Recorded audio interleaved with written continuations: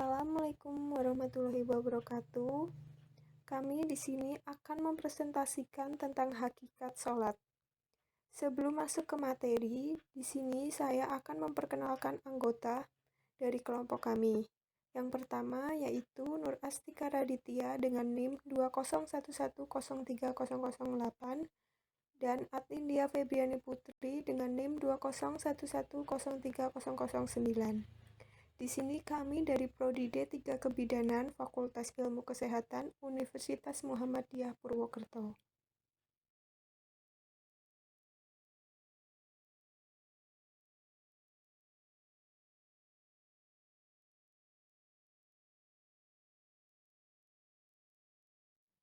Yang pertama, hakikat sholat. Hakikat sholat adalah menghadapkan hati dan jiwa kepada Allah dengan cara yang dapat mendatangkan perasaan takut dan cinta kepadanya, serta menumbuhkan dalam jiwa akan kebesarannya. Sedangkan jiwa sholat adalah menghadap Allah dengan khusyuk, ikhlas, dan kesadaran hati baik dalam bersikir maupun memuji. Sholat adalah kewajiban peribadatan formal yang paling penting dalam sistem keagamaan Islam.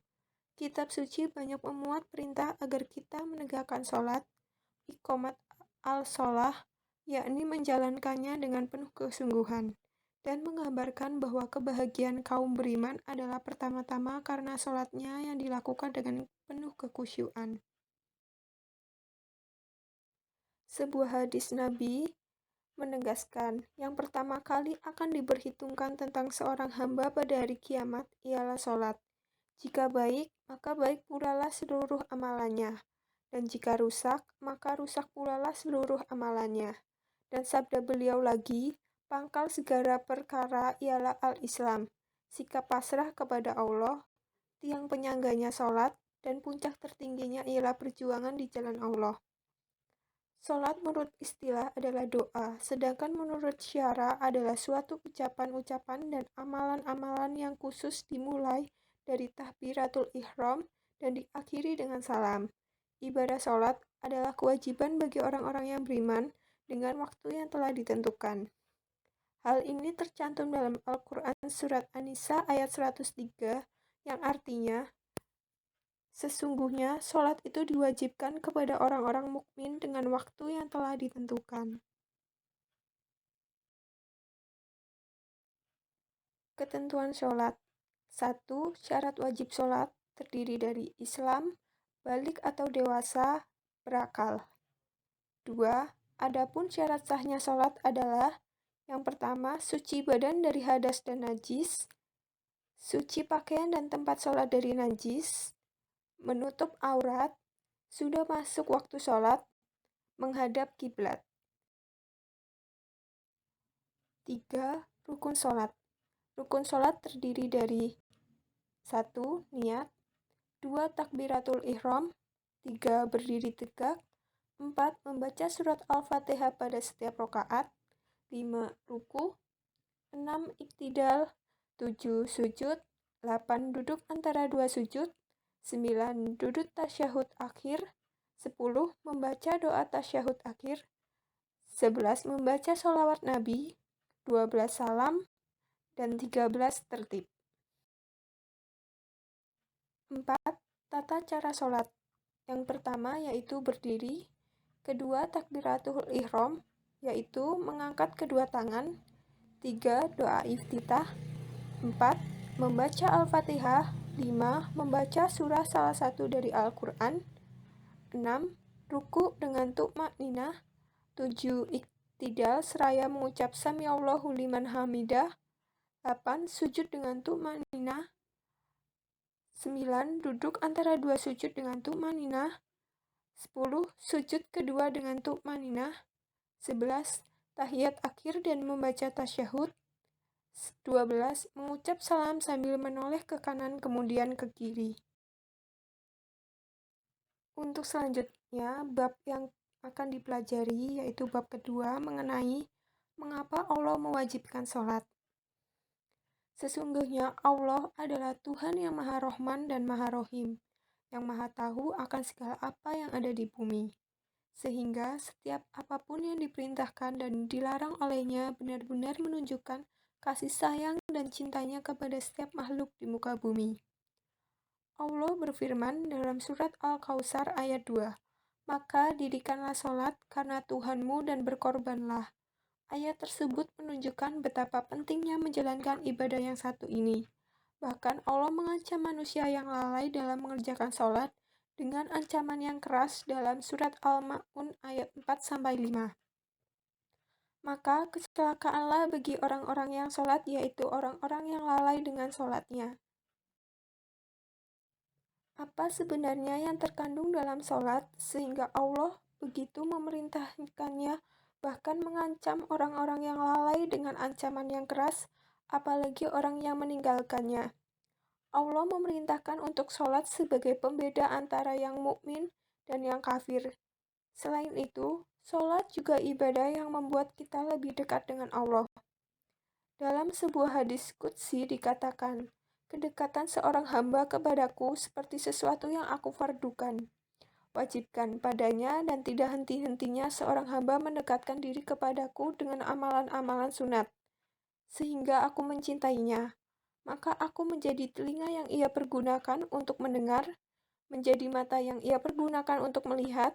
Jika ia meminta padaku, sungguh aku akan memberinya, dan bila ia berdoa kepadaku, niscaya aku akan mengabulkannya.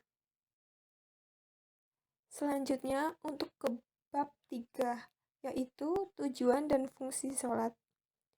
Semua perbuatan yang diperintahkan Allah untuk dikerjakan hambanya pasti memiliki fungsi dan peranan yang penting serta tujuan, termasuk di dalamnya perintah ibadah sholat. Adapun mengenai fungsi, peran, dan tujuan sholat, diantaranya 1. Agar tergolong orang yang bertakwa. Ini sangat urgent, karena dengan menjalankan sholat, dia masuk kategori orang takwa. Al-Quran Surat Al-Baqarah ayat 2-3 menyebutkan yang artinya, kitab Al-Quran ini tidak ada keraguan padanya, sebagai petunjuk bagi mereka yang bertakwa, yakni mereka yang beriman kepada yang gaib, yang mendirikan sholat dan menafkahkan sebagian rezeki yang kami anugerahkan kepada mereka. 2. Untuk mencegah timbulnya perbuatan keji dan munkar. Dasarnya adalah Al-Quran Surat Al-Ankabut 45 yang artinya, sesungguhnya sholat itu mencegah perbuatan keji dan munkar, dan sesungguhnya zikrullah itu paling besar, dan Allah mengetahui apa yang kamu perbuat. 3. Agar bisa meraih keberuntungan yang besar, yakni surga. Al-Quran Surat Al-Mu'minun ayat 1-2 menyebutkan yang artinya, sungguh beruntung orang-orang yang beriman, yaitu orang-orang yang khusyuk dalam sholatnya. Ayat itu dikuatkan dengan sebuah hadis dari sahabat Ubadah bahwa Rasulullah Shallallahu Alaihi Wasallam bersabda, 5 sholat telah diwajibkan Allah terhadap hamba-hambanya. Barang siapa meninggalkan kewajiban sholat dengan sengaja, sungguh ia benar-benar telah kafir. Hadis riwayat Ibnu Hibban. 4. Agar terhindar dari neraka dengan segala kepedihannya, Al-Quran Surat Al-Mudatsir 42-43 menyebutkan yang artinya, apakah yang memasukkan kalian ke dalam sakar atau neraka? Mereka menjawab, kami dahulu tidak termasuk orang-orang yang mengerjakan sholat. Kelima, agar terhindar dari predikat kafir. Sebuah hadis menyebutkan, perjanjian antara kami dari mereka, orang kafir, adalah sholat. Karenanya, barang siapa yang meninggalkannya, maka sungguh ia telah kafir. Hadis riwayat At-Tirmizi. 6. Agar segala amal kebaikannya diterima Allah. Hal ini karena Allah tidak sudi menerima amal soleh dari mereka yang meninggalkan sholat.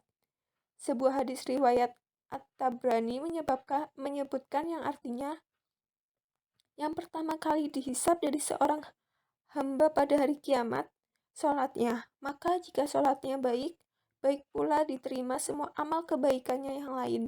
Tetapi jika sholatnya rusak, rusak pula ditolak semua kebaikannya yang lain. 7. Untuk memperoleh 5 karunia besar. Dengan melaksanakan sholat dan menjaganya dengan baik, sejak dari menjaga waktu, kesucian, keikhlasan, hingga kekhusyuannya, maka seorang akan memperoleh 5 hadiah yang amat menggembirakan baginya dunia akhirat. 8. Agar tubuh tetap sehat. Ditinjau dari segi kesehatan, gerakan-gerakan sholat ternyata masing-masing membawa dampak positif terhadap kesehatan bagi pelakunya. Profesor Dr. Haji Asabu dalam bukunya Hikmah Kesehatan dalam Sholat telah menguraikan panjang lebar pendapat-pendapat para ahli kesehatan dan masing-masing gerakan. 9. Dengan sholat, kita bisa berkomunikasi langsung dengan Allah. Melalui sholat inilah manusia menghadapkan diri kepada Sang Pencipta dengan mengungkapkan pernyataan sumpah setianya, mengingat dan memuji Allah dan memohon atas segala hajat yang dibutuhkan. Untuk itu dibutuhkan kesungguhan, kekhusyuan hati, bukan hanya sekedar menghafal doa-doa. 10. Agar kita menjadi orang disiplin. Rasul telah memberikan contoh bagaimana seseorang melakukan sholat dengan sabdanya, "Sholatlah kalian sebagaimana kalian melihat aku sholat." Hadis riwayat Bukhari Muslim. Di sini Rasul mendidik umatnya untuk berdisiplin sejak disiplin waktu sampai dengan sikap hati pada setiap melakukan sholat. 11. Di dalam sholat berjamaah terkandung falsafah kepemimpinan yang tinggi. Betapa banyak falsafah kepemimpinan yang terkandung di dalamnya. Misalnya, 1. Menentukan siapa yang pantas dijadikan imam atau pemimpin. 2. Sebelum sholat dimulai, imam perlu menata shaf. 3. Imam agar membaca ayat disesuaikan dengan jamaah. Barangkali ada yang tidak kuat berdiri lama atau memiliki kesibukan lain. 4. Makmum harus mengikuti imam dalam segala gerakannya.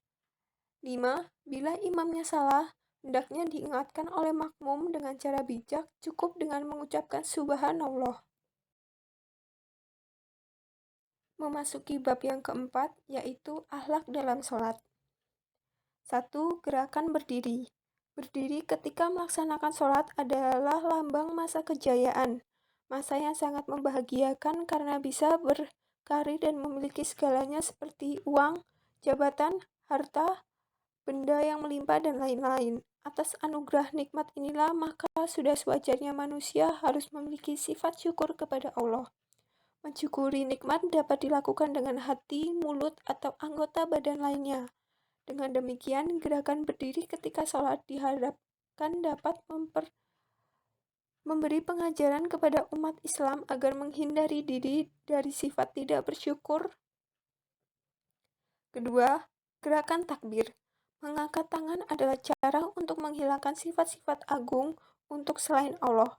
Sedangkan takbir adalah menegaskan keagungan Allah.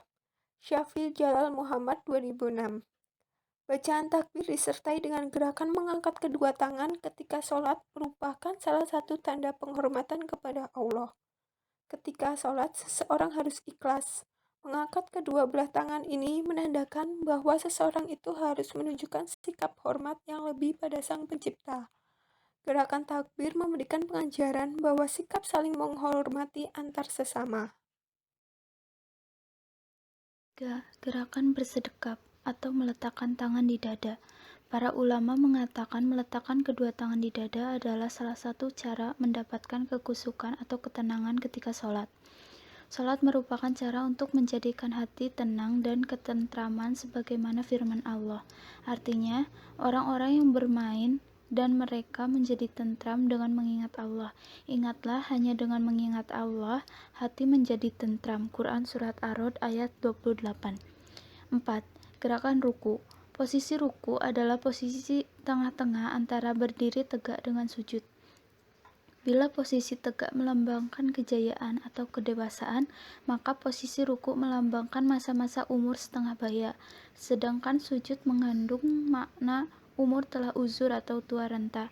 Semua sikap dan gerakan sholat seakan-akan menggambarkan perjalanan hidup dan masa dewasa disusul dengan usia setengah baya kemudian memasuki usia senja dan di akhir dengan salam berarti meninggalkan dunia. Keseimbangan posisi tubuh dengan gerakan ruku dihadapkan dapat memberikan pengajaran kepada umat Islam agar selalu istiqomah, sabar, dan tidak putus asa menghadapi berbagai cobaan yang diberikan oleh Allah Subhanahu wa Ta'ala. 5. Gerakan i'tidal, artinya berperilaku tidak berlebihan dalam makan, minum, berpakaian, dan berbelanja, sebagaimana firman Allah Subhanahu wa Ta'ala. Sesungguhnya pemboros-pemboros itu adalah saudara setan, dan setan itu adalah sangat ingkar kepada Tuhannya. Quran Surat Al-Isra ayat 27. Dengan demikian, gerakan i'tidal mengajarkan kepada kita agar terhindar dari sifat berlebihan dalam sesuatu, karena sifat berlebihan itu akan banyak memberikan mudarat. 6. Gerakan sujud. Gerakan sujud ini melambangkan ketidakmampuan manusia di hadapan Tuhannya, karena wajah yang dikagumi setiap bercermin sebagai simbol kemuliaan harus pasrah.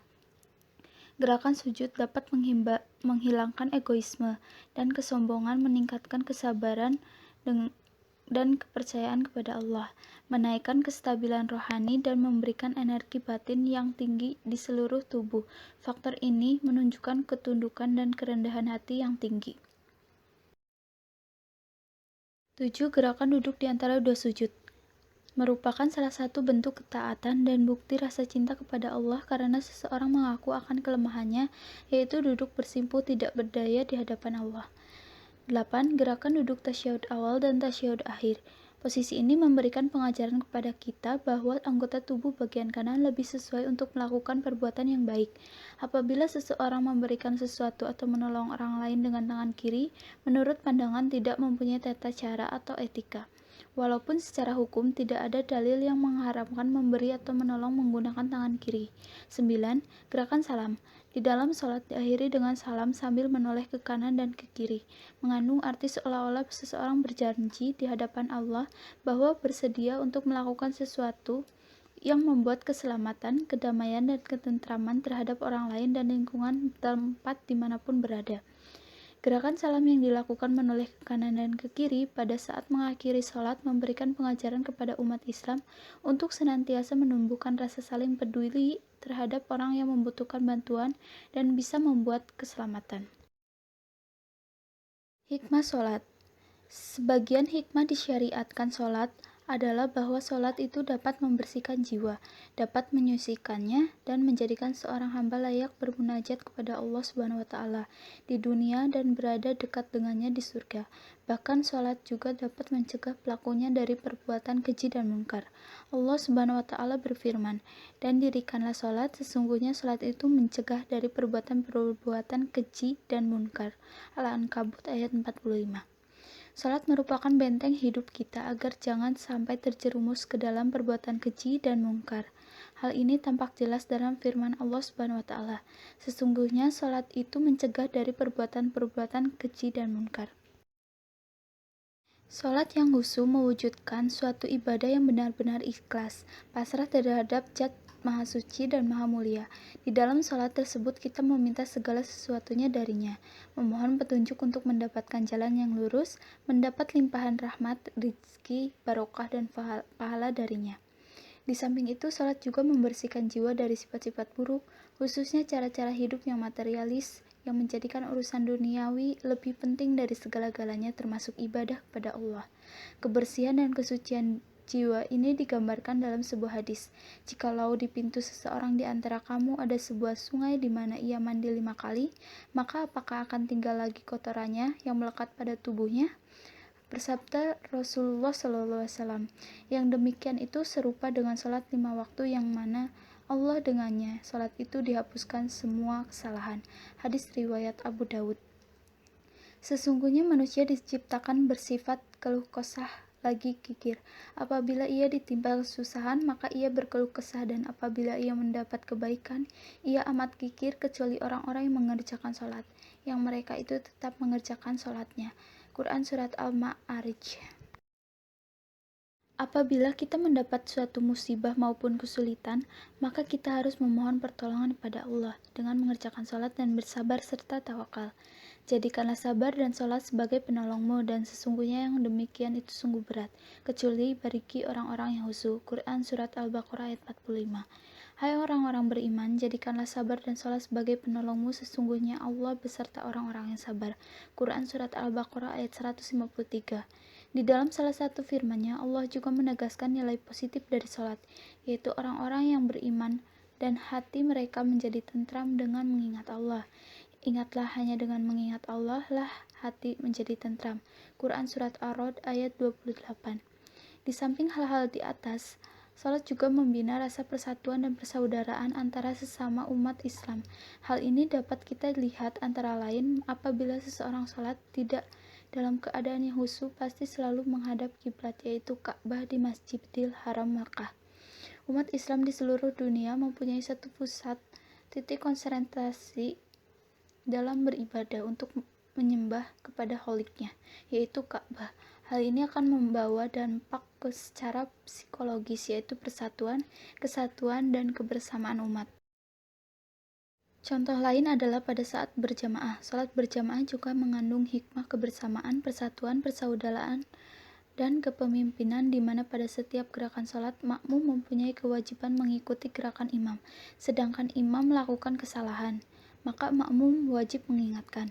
Sehingga pada salat berjamaah, keabsahan maupun kebenaran dalam salat lebih terjamin, dan di antara jamaah akan timbul rasa kebersamaan dan persatuan untuk menyelamatkan jamaah mereka. Ibarat orang berkendara, penumpang akan selalu ikut menjaga keamanan dan keselamatan kendaraan yang ditumpanginya. Oleh karena itu, tidaklah berlebihan jika sholat berjamaah mendapatkan tempat yang lebih dibandingkan dengan sholat sendiri. Makna spiritual sholat. Sholat adalah mi'rajnya orang beriman. Demikian sabda Rasulullah SAW. Alangkah agung makna sabda tersebut bagi para pecinta. Dalam setiap salatnya, seorang pecinta akan bercengkrama dengan zat yang dicintainya, sehingga tidaklah heran apabila banyak riwayat yang menyebutkan bahwa baginda Rasulullah SAW dan para sahabatnya selalu menantikan tibanya waktu pelaksanaan salat. Ibadah salat merupakan ajang bagi seorang pecinta untuk secara langsung berkeluh kesah dan menyampaikan kerinduannya kepada zat yang dicintainya. Setiap pecinta yang hendak menunaikan sholat akan mempersiapkan betul keadaan dirinya dengan berhias sebaik mungkin. Sebabnya, pada saat itu dirinya akan berjumpa dengan kekasihnya Allah Subhanahu wa Ta'ala. Ibadah sholat juga merupakan sarana komunikasi antara manusia dengan Allah Subhanahu wa Ta'ala. Bahkan boleh dibilang sebagai sarana terbaik. Karena itulah dalam berbagai riwayat disebutkan bahwa sholat merupakan tonggak agama. Ancaman bagi yang meninggalkan sholat. Meninggalkan sholat adalah perkara yang teramat bahaya. Di dalam berbagai dalil disebutkan berbagai ancaman yang sudah sepatutnya membuat seseorang khawatir jika sampai lalai memperhatikan rukun Islam yang mulia ini. Berikut ini adalah bahaya meninggalkan sholat menurut dalil-dalil Al-Quran secara khusus. Dalil pertama, firman Allah Ta'ala, maka apakah patut kami jadikan orang-orang Islam itu sama dengan orang-orang yang berdosa atau orang kafir? Quran Surat Al-Qalam ayat 35. Pada hari betis disingkapkan dan mereka dipanggil untuk bersujud, maka mereka tidak kuasa. Dalam keadaan pandangan mereka tunduk ke bawah, lagi mereka diliputi kehinaan, dan sesungguhnya mereka dahulu di dunia diseru untuk bersujud, dan mereka dalam keadaan sejahtera. Quran Surat Al-Qalam ayat 43. Dari ayat di atas, Allah Subhanahu wa Ta'ala mengabarkan bahwa Dia tidak menjadikan orang muslim seperti orang mujrim atau orang yang berbuat dosa. Tidaklah pantas menyamakan orang muslim dan orang mujrim dilihat dari hikmah Allah dan hukumnya. Kemudian Allah menyebutkan keadaan orang-orang mujrim yang merupakan lawan dari orang muslim. Allah Ta'ala berfirman, pada hari betis disingkapkan, yaitu mereka orang-orang mujrim diajak untuk bersujud kepada Rabb mereka. Namun antara mereka dan Allah terdapat penghalang. Mereka tidak mampu bersujud sebagaimana orang-orang muslim sebagai hukuman karena mereka tidak mau bersujud kepadanya bersama orang-orang yang sholat di dunia. Dalil kedua, Tiap-tiap diri bertanggung jawab atas apa yang telah diperbuatnya, kecuali golongan kanan, berada di dalam surga. Mereka tanya-menanya tentang keadaan orang-orang yang berdosa. Apakah yang memasukkan mereka ke dalam sakor atau neraka? Mereka menjawab, kami dahulu tidak termasuk orang-orang yang mengerjakan sholat, dan kami tidak pula memberi makan orang miskin, dan kami membicarakan yang batil bersama dengan orang-orang yang membicarakannya. Dan kami mendustakan hari pembalasan hingga datang kepada kami hari kematian. Quran Surat Al-Mudatsir ayat 38-47. Dalil ketiga, firman Allah Ta'ala, dan dirikan sholat, tunaikanlah zakat, dan taatlah kepada Rasul supaya kamu diberi rahmat. Quran Surat An-Nur ayat 56. Pada ayat di atas, Allah Ta'ala mengaitkan adanya rahmat bagi mereka dengan mengerjakan perkara-perkara pada ayat tersebut. Seandainya orang meninggalkan sholat tidak dikatakan kafir dan tidak kekal dalam neraka, tentu mereka akan mendapatkan rahmat tanpa mengerjakan sholat. Namun dalam ayat inilah Allah menjadikan mereka bisa mendapatkan rahmat jika mereka mengerjakan sholat. Dalil keempat, Allah Ta'ala berfirman, maka kecelakaanlah bagi orang-orang yang sholat, yaitu orang-orang yang lalai dari sholatnya. Quran Surat Al-Ma'un ayat 4-5. Sa'ad bin Abi Waqqas, Masruq bin Al-Ajdo, dan selainnya mengatakan, orang tersebut adalah orang yang meninggalkannya sampai keluar waktunya. Dalil kelima, firman Allah Azza wa Jalla, maka datanglah sesudah mereka pengganti yang jelek yang menyia-nyiakan sholat dan memperturutkan hawa nafsunya. Maka mereka kelak akan menemui kesesatan kecuali orang yang bertaubat, beriman, dan beramal soleh. Quran Surat Maryam ayat 59. Pada ayat selanjutnya juga Allah telah mengatakan, kecuali orang yang bertaubat, beriman, dan beramal soleh. Maka seandainya orang yang menyiapkan sholat adalah mukmin, tentu dia tidak meminta taubat untuk beriman. Dalil keenam, firman Allah Ta'ala, jika mereka bertaubat, mendirikan sholat dan menunaikan zakat, maka mereka itu adalah saudara-saudaramu seagama. Quran Surat At-Taubah ayat 11. Dalam ayat ini, Allah Ta'ala mengaitkan persaudaraan seiman dengan mengerjakan sholat. Jika sholat tidak dikerjakan, bukanlah saudara seiman. Mereka bukanlah mukmin sebagaimana Allah Ta'ala berfirman, orang-orang beriman itu sesungguhnya bersaudara. Quran Surat Al-Hujurat ayat 10. Ketika malaikat Jibril turun dan berjumpa dengan Rasulullah SAW, ia berkata, wahai Muhammad, Allah tidak akan menerima puasa, zakat, haji, sedekah, dan amal saleh seseorang yang meninggalkan sholat. Ia dilaknat di dalam Taurat, Zabur, Injil, dan Al-Quran. Demi Allah yang telah mengutusmu sebagai nabi pembawa kebenaran, sesungguhnya orang yang meninggalkan sholat setiap hari mendapat 1000 laknat dan murka. Para malaikat melaknatnya dari langit pertama hingga ke-7. Orang yang meninggalkan sholat karena urusan dunia akan celaka nasibnya, berat siksanya, merugi perdagangannya, besar musibahnya, dan panjang penyesalannya. Ia dibenci Allah dan akan mati dalam keadaan tidak Islam, tinggal di neraka Jahim atau kembali ke neraka Hawiyah. Lalu Rasulullah SAW bersabda, barang siapa meninggalkan sholat hingga terlewat waktunya, lalu mengkodonya, ia akan disiksa di neraka selama 1 huzub atau 80 tahun. Sedangkan ukuran 1 hari di akhirat adalah 1000 tahun di dunia. Sekian presentasi dari kelompok 2, kurang lebihnya mohon maaf. Wassalamualaikum warahmatullahi wabarakatuh.